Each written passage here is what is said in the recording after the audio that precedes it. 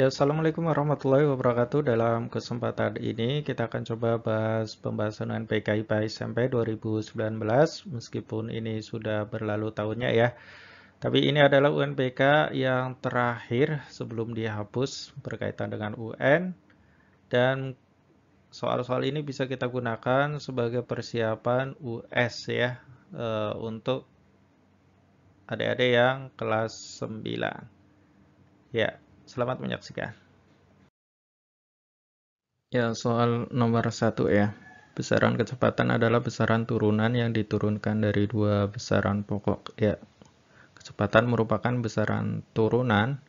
Nah, jika kita tulis untuk satuan dari kecepatan, yaitu ya ini satuan kecepatan ya. Satuan kecepatan yaitu meter per sekon. Dari rumus V sama dengan apa? Perpindahan dibagi waktu. Ya, kita ketahui bahwa untuk M, meter, itu adalah satuan dari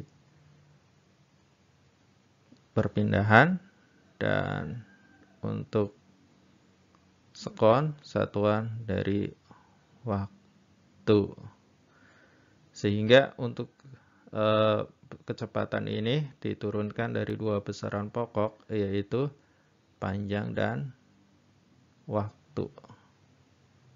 Karena perpindahan sendiri termasuk panjang pada besaran pokok, di mana besaran pokok ada 7 yang kita pelajari. Di antaranya apa sih? Yang pertama ada panjang, yang satuannya adalah meter, bisa jarak, bisa perpindahan. Terus ada massa, ini meter ya, panjang. Kalau massa kilogram, satuan dalam internasionalnya. Kemudian pamawa, ada waktu, satuannya adalah sekon. Pamawa su itu suhu, internasionalnya adalah Kelvin. Kemudian ada kuat arus, satuannya adalah ampere. Ada pamawa suku I, intensitas cahaya ya. Intensitas cahaya, satuannya apa? Kandela. Kemudian ada jumlah zat, di mana satuannya adalah mol. Ya, ini adalah 7 besaran pokok yang kita pelajari ya di kelas 7. Perlu diingat kembali ya, bisa disingkat pamawa suku Iju. Nah, saya tulis di sini pamawa suku Iju. Nah, panjang, massa, waktu, suhu, kuat arus, intensitas cahaya, jumlah zat ya. Ada 7.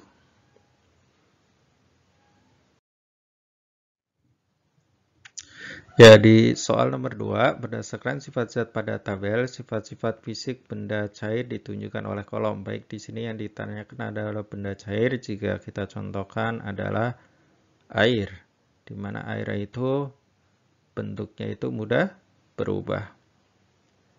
Bentuknya berubah. Terus sifat yang lain apa? Sifat yang lain, volumenya tetap.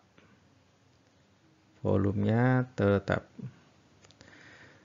Ya, dari sifat ini bentuknya berubah, volumenya tetap, kita akan hubungkan dengan gerak partikel sangat bebas. Ini miliknya gas ya. Kenapa? Karena gas itu bentuknya berubah dan volumenya juga berubah. Sedangkan air tadi atau zat cair volumenya tetap. Berarti untuk gas ini ya, yang salah ini seharusnya kan disilang gini ya. Kemudian yang B, jarak antar partikel zat sangat dekat. Ini karena air itu bentuknya berubah, tidak sangat dekat ya, tapi agak renggang. Kalau sangat dekat itu punya siapa sih? Punya zat padat. Karena kita pindahkan dari satu tempat atau dari satu wadah ke wadah lain bentuknya tetap. Misalnya apa? Misalnya batu ya. Jadi ini padat ya seharusnya. Maka ini seharusnya begini ya, silang, silang, silang. Kemudian susunan partikel tidak teratur. Susunan partikel tidak teratur ini bisa miliki oleh siapa? Bisa oleh gas, bisa juga oleh zat cair. Kenapa? Karena bentuknya berubah sesuai tempatnya. Hanya saja untuk gas tadi volumenya berubah, sedangkan untuk air atau benda atau zat cair volumenya tetap. Kemudian ikatan antar partikel sangat lemah, ini miliknya siapa? Gas. Karena volumenya mudah berubah, sedangkan untuk zat cair ikatan antar partikelnya agak kuat. Tapi tidak sangat kuat. Kalau sangat kuat itu milik zat padat. Ya, dari sini kita dapat ketahui ya, untuk zat cair itu hanya yang ini ya. Yang ini susunan partikel tidak teratur. Jawabannya jadi yang mana? Yang B ya, kalau kita lihat ini kan enggak dan ini iya. Ya, berarti jawabannya ya yang B. Ya, soal nomor 3 di sini perhatikan pernyataan berikut, ada 4 pernyataan. Kemudian pernyataan perubahan wujud yang memerlukan kalor terdapat pada nomor. Yang ditanya adalah perubahan wujud yang memerlukan kalor. Jika kita tulis bahwa perubahan wujud ada atau wujud sendiri ya, wujud sendiri ada padat, kita tulis ada padat. Kemudian ada apa lagi? Cair ya. Ada cair dan ada gas. Nah, benda dari wujud padat bisa berubah menjadi cair. Contohnya adalah es batu yang kemudian jadi air. Jadi kalau kita gambar seperti ini ya, padat menjadi cair, namanya mencair. Kemudian ada cair juga, misalnya air menjadi gas. Ini namanya apa? Menguap. Kemudian juga ada benda yang langsung berubah dari padat menjadi apa? Menjadi gas. Ini namanya apa? Namanya, ini kita tulis jangan seperti ini ya, nanti bingung. Ya, jadi padat langsung menjadi gas. Namanya apa? Namanya itu menyublim. Contohnya adalah kapur barus, menyublim. Dan ada sebaliknya, misalnya ada gas menjadi cair, udah pada tahu ya, namanya apa? Mengembun. Mengembun. Dan ada cair yang menjadi padat. Cair menjadi padat, namanya apa? Namanya membeku. Kemudian ada gas yang menjadi padat. Ini dinamakan mengkristal. Ya, yang ditanya adalah perubahan wujud yang memerlukan kalor. Mana nih? Sebelah kanan atau sebelah kiri? Atau kelompok merah atau kelompok biru ya? Ya, yang memerlukan kalor itu misalnya perubahan itu kita kasih panas. Mana sih yang memerlukan panas? Ya, yang mencair ya. Jadi untuk mencairkan es supaya lebih cepat atau untuk menguapkan air kita kasih panas. Makanya kalau untuk menguapkan air atau mendidihkan air ya dipanaskan di atas kompor atau dimasak. Berarti ini kelompok ini memerlukan kalor perubahan wujudnya. Yang kita tulis memerlukan kalor. Berarti yang sebaliknya apa? Berarti melepas kalor.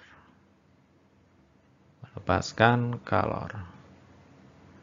Ya, dari sini kita akan kelompokkan dari pernyataannya mana yang memerlukan kalor dan mana yang melepaskan kalor. Tapi bisa kita kelompokkan, kita identifikasi dulu ya, maksudnya dari masing-masing pernyataan. Di sini kuah agar-agar dimasukkan ke dalam cetakan hingga memadat. Kita kelompokkan apa ini? Ini membeku.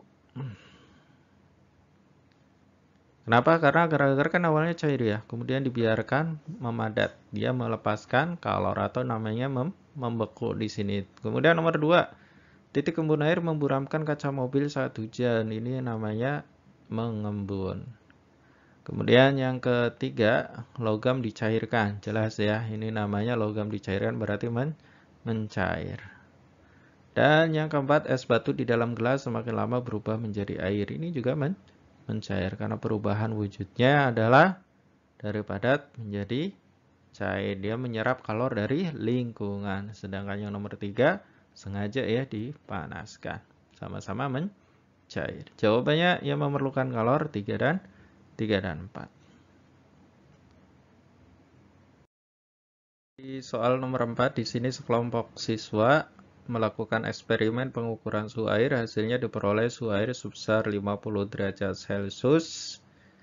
Yang ditanya adalah besar suhu air bila diukur dengan skala Fahrenheit sama dengan. Baik, ini bisa kita kerjakan dengan cara rumus. Misalnya apa? Misalnya rumusnya yang kita gunakan adalah dari apa? Dari derajat Celcius ya. T derajat Celcius ke derajat Fahrenheit. Rumusnya apa? Rumusnya kalau kita udah hafal berarti 9 per 5 kali T derajat Celcius terus plus 32 nanti jadi derajat Fahrenheit ya. Kita masukkan aja T-nya berapa sih? 50. 9 per 5 dikali 50 plus 32. Ya ini berarti kan dicoret ya. Ini jadi berapa? 10. Jangan lupa ini dikurung ya. Nanti salah. 9 kali 10 itu jadi 90. 90 plus 32. Berarti 2, 9 tambah 3 berapa? 12. Ya, 122 derajat dalam skala Fahrenheit. Ya, jawabannya adalah ya yang A. Atau jika sering lupa ya. Jika sering lupa ini atau kita hafalnya teori dasarnya. Teori dasarnya apa sih? Ada titik tetap bawah dan titik tetap atas di mana air membeku. Kemudian air mendidih untuk titik tetap atasnya. Air mendidih untuk titik tetap atasnya. Berapa sih pada derajat Celcius? Pada derajat Celcius ini 0, ini itu 100. Kalau ini Fahrenheit itu berapa? 212 ya. Ini 32. Ini juga menghafal juga sebenarnya ya. Harus hafal titik tetap bawahnya pada kondisi air membeku dan titik tetap atas dengan kondisi air mendidih. Nah, kalau sudah hafal ini kan yang ditanya berapa sih? Yang ditanya misalkan di sini kan 50 ya, 50 derajat Celcius. Ini menjadi yang ditanya X ya misalnya. Maka caranya gimana? Caranya tinggal begini aja. Jadi 50 dikurangi 0 per 100 dikurangi 0. Atau titik ukur dikurangi titik tetap bawah dibagi selang titik tetap atas dikurangi titik tetap bawahnya. Jadi jika kita tulis akan seperti ini.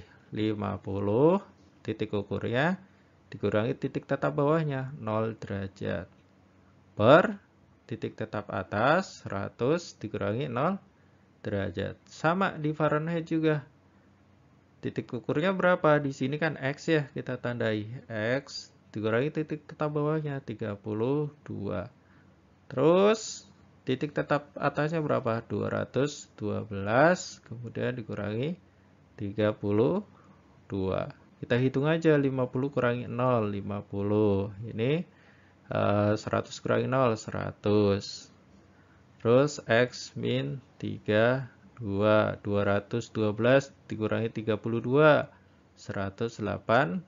50. 50 sama 100 bisa kita coret ya. Masing-masing bagi 50. Ini 1/2 jadinya. Terus jadi X min 32 setengah dikali 180. Kita lanjutkan di sini ya, sampingnya.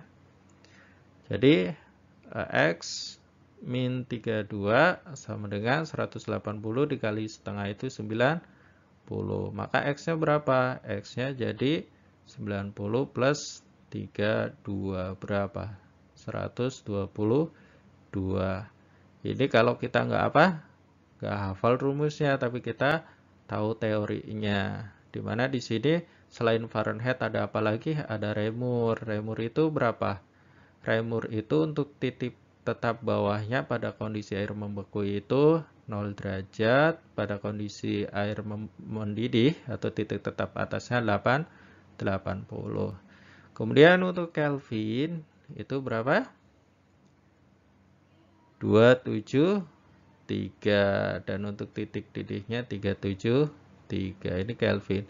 Dengan cara yang sama nanti kita bisa mengkonversi 50 derajat Celcius itu berapa? Reaumur, Kelvin. Caranya dengan seperti ini jika kita tahu teori ini ya, tapi harus harus hafal angka-angka ini, titik tetap bawah dan titik tetap atas yang acuannya adalah air membeku dan air mendidih. Ya, soal nomor 5 di sini perhatikan tabel perubahan warna kertas lakmus. Ya, kertas lakmus ini adalah kertas yang dapat digunakan sebagai indikator suatu zat apakah bersifat asam atau bersifat basa. Jadi ada indikator ya. Indikatornya itu bagaimana sih? Jika di sini kita tulis saja ya, ada lakmus. Untuk lakmus merah ya. Untuk lakmus merah ini pada ada kondisi basa dan kondisi asam. Misalnya lakmus merah dicelupkan pada kondisi basa, maka lakmus merah ini akan berubah menjadi biru.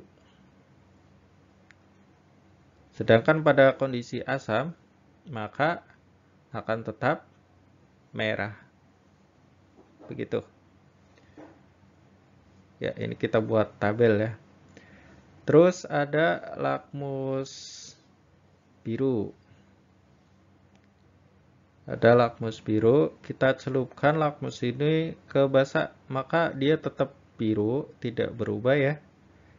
Dan ketika dicelupkan ke asam, maka akan berwarna merah. Ya, bisa kita perhatikan ya, di sini itu kondisinya apa? Kalau asam itu seperti mengharuskan semuanya harus merah. Dan pada kondisi basa, seperti mengharuskan harus berwarna biru. Begitu.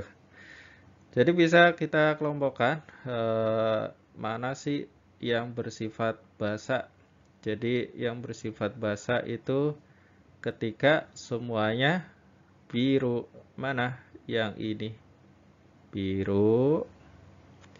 Ini biru. Ya, jadi larutan 2 dicelup lakmus biru tetap biru. Lakmus merah dicelup ke larutan 2 jadi biru. Kemudian lakmus biru dicelupkan ke larutan 3 tetap biru, dan dicelupkan ke lakmus merah dicelupkan ke larutan 3 jadi biru. Sehingga jawabannya adalah 2 dan 3 yang C. Ini kita harus hafal ini ya, bahwa kondisinya lakmus merah akan berubah menjadi biru dalam basa, kemudian lakmus biru akan berubah menjadi merah dalam keadaan asam.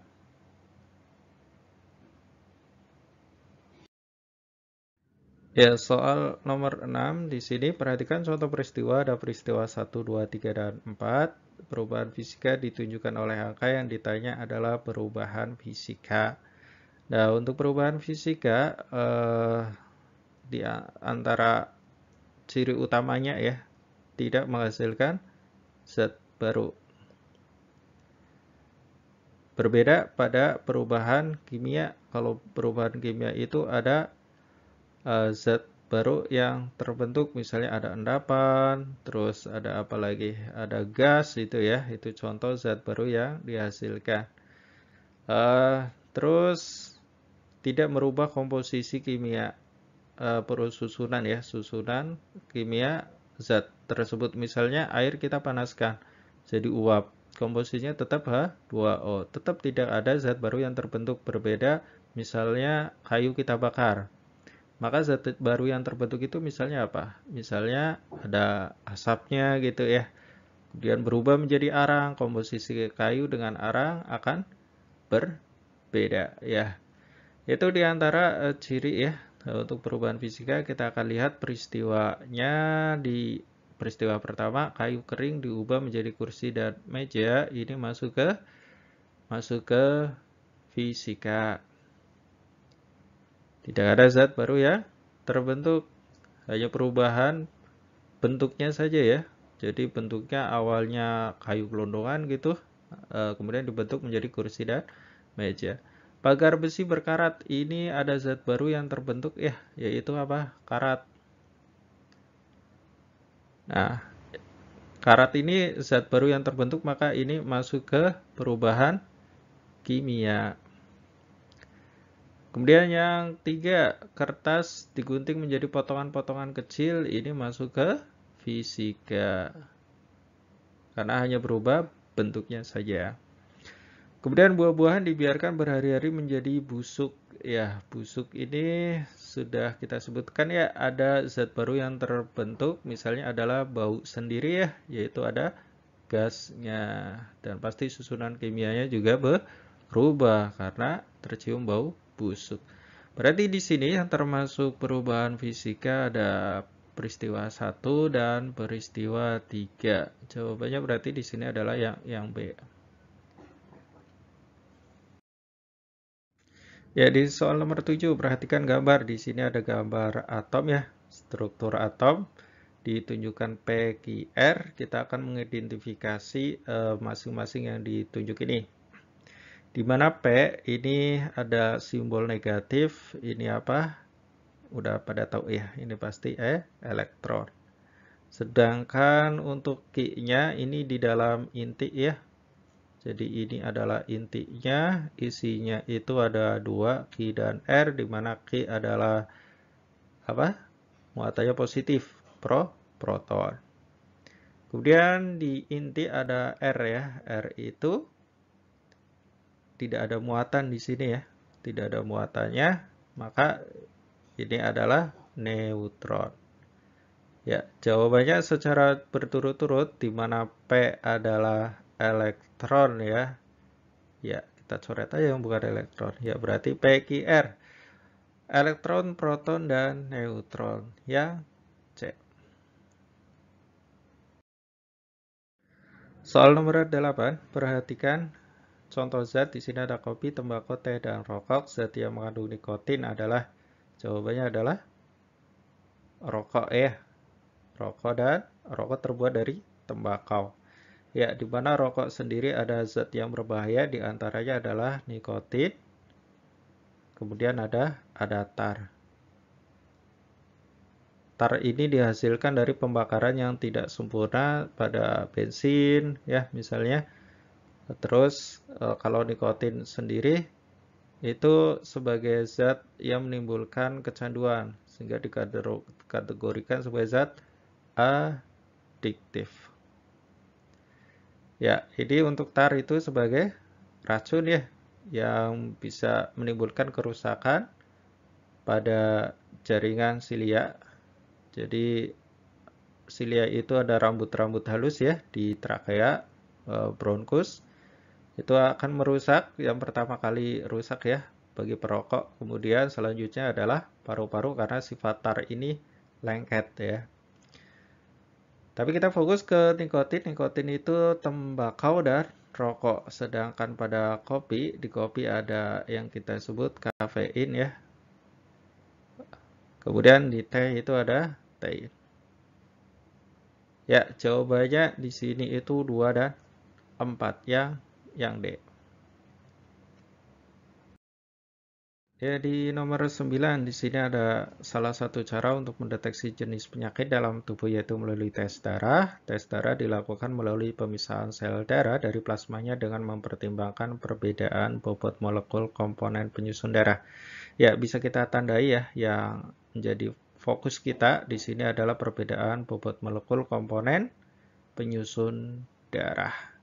Metode pemisahan yang dimaksud yang mana ini ya? Kita lihat di sini evaporasi itu contohnya apa sih? Contohnya memisahkan larutan gula. Memisahkan larutan gula. Jadi kita pengen dapat gula, di mana gula itu sudah bercampur dengan air. Caranya apa? Caranya diuapkan. Jadi di sini menguapkan pelarutnya. Jadi airnya nanti menguap, sedangkan gulanya tertinggal. Kemudian yang B. Yang B itu contohnya apa? Yang destilasi itu penghilangan minyak. Jadi minyak bumi dikilang ya. Nanti dapat tuh banyak jenis-jenisnya. Misalnya apa? Ada jenis minyak tanah, ada bensin, solar. Itu berdasarkan apa sih kok bisa dapat seperti itu? Nanti ini berdasarkan perbedaan titik didih dari campurannya atau komponen di dalam campurannya. Sentrifugasi itu contohnya jadi kayak seperti mesin cuci ya. Jadi ada gaya sentrifugalnya memutar seperti itu. Jadi akan ada yang terpisah, nanti ada yang terlempar keluar, maksudnya terlempar di pinggir-pinggir ya, dan ada yang fokus nanti di tengahnya. Jadi kalau kita perhatikan mesin cuci yang berputar seperti itu berdasarkan apa? Ini berdasarkan bobot. Jadi perbedaan bobotnya. Kan nanti ada yang di pinggir, ada yang ke tengah ya. Nah, inilah yang dipakai dalam pemisahan sel darah dari plasmanya. Berarti jawabannya ada ya yang C. Sedangkan untuk sublimasi itu berdasarkan kemampuan zat bisa melewati atau bisa berubah dari mana? Dari padat menjadi gas. Seperti kita mau memisahkan kamper dari campurannya, ya udah cukup diapain? Cukup disublimasi aja. Nanti campurannya tidak ikut berubah menjadi gas, sedangkan kampernya nanti berubah menjadi gas, gasnya kita tangkap, kemudian kita bentuk lagi atau kita murnikan menjadi kamper atau kapur barus. Ya, di sini soal nomor 10 ya, terakhir dalam sesi ini kita baca soalnya. Kapal kayu yang beratnya 15.000 Newton akan mengangkut barang yang beratnya 9.000 Newton dan beberapa penumpang serta anak buah kapal agar kapal aman ketika berlayar. Volume bagian lambung kapal yang berada di bawah permukaan air maksimum 3 meter kubik ya. Massa jenis air 1000 kg per meter kubik dan percepatan gravitasi 10 meter per sekund kuadrat jika berat rata-rata tiap orang 600 Newton. Jumlah orang yang dapat dibawa oleh kapal. Ya, ini rumusnya apa sih? Rumusnya berkaitan dengan gaya Archimedes ya, di mana dalam kondisi normal FA sama dengan W. W-nya di sini ada dua, ada W-nya penumpang dan ada W-nya kapal ya. Kapal kayu yang beratnya, tuh kan, itu W kapal ya. Kemudian mengangkut barang yang beratnya 9.000 Newton. Oh, berarti ada barang juga ya. Dan beberapa penumpang. Ada WP, ini berat penumpang, ada WB, berat barang, dan ada WK, berat kapalnya. Ada 3 ya. Kalau rumus umumnya sih seperti ini ya, FA sama dengan W saja. Untuk kasus benda mengapung atau melayang ya. Bedanya nanti kalau mengapung itu volume benda yang tercelup nggak seluruhnya. Kalau melayang, volume benda yang tercelup ya semuanya gitu ya. Ya, kita teruskan untuk FA, di mana rumus FA ya, kita ingat kembali, rumusnya adalah rho zat cair dikali gravitasi dikali volume benda yang tercelup. Sedangkan W, rumus umumnya adalah massa dikali gravitasi. Ya, kita masukkan ya, di sini rose. Rose itu massa jenis zat cairnya. Berapa sih massa jenis zat cair? Massa jenis zat cairnya di sini diketahui 1000 kg per meter kubik. Atau kita tulis rumusnya dulu ya. Rose dikali G volume benda tercelup. Ini W penumpangnya kita cari. Ada W barangnya udah diketahui ya 9.000. Kemudian ada berat kapalnya diketahui 15.000 Newton. Ini ya, ini berat kapal kayunya, ini berat barangnya. Yang kita cari berat penumpangnya nanti. Baik, kita masukkan untuk massa jenis zat cairnya tadi udah diketahui yaitu ada 1000 ya. Kemudian percepatan gravitasinya di sini ada 10, kita tulis 10 ya. Dan ada volume benda tercelup. Jadi agar kapal aman ketika berlayar, volume bagian lambung kapal yang berada di bawah permukaan air kan yang tercelup ya. Di sini 3 meter kubik. Kita masukkan aja di sini 3 meter kubik. Ya, kita hitung WP-nya atau berat penumpangnya maksimal ini 9.000 ditambah 15.000 berapa? 24.000. Ya, kita pindah ruas saja ya. WP sama dengan ini kita kalikan dulu 3 kali 10 30 kali 1000 30.000 kita masukkan di sini 30.000 dikurangi 24.000. Ya, jadi berat penumpangnya maksimal harus 6.000 Newton. Kalau lebih dari itu nanti kapalnya bisa tenggelam. Ya, tapi di sini kan yang ditanya apa? Yang ditanya adalah jumlah orang yang dapat dibawa oleh kapal. Ini totalnya 6.000 untuk semua penumpangnya. Sehingga kalau setiap orang itu 600 Newton, maka tinggal kita bagi aja ya. Jadi setiap orang itu beratnya udah diketahui 600, maka jumlah kita N aja ya, jumlahnya WP berat seluruh penumpang dibagi beratnya setiap penumpang. Ini nulisnya apa ya? Gini aja ya kali ya. Ini berat setiap penumpang maksudnya. Ini 6.000 Newton dibagi 600 Newton. Sehingga berat totalnya bukan berat ya, jumlah orang maksudnya ini 10 orang maksimal, nggak boleh lebih dari itu, kalau lebih tenggelam. Jadi jumlah orang yang dapat dibawa oleh kapal 10 orang.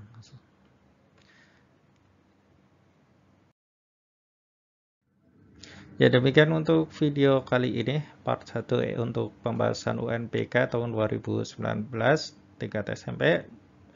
Semoga bermanfaat dan nantikan untuk video selanjutnya yaitu part 2, 3, dan 4. Semoga bermanfaat dan terima kasih sudah menyaksikan.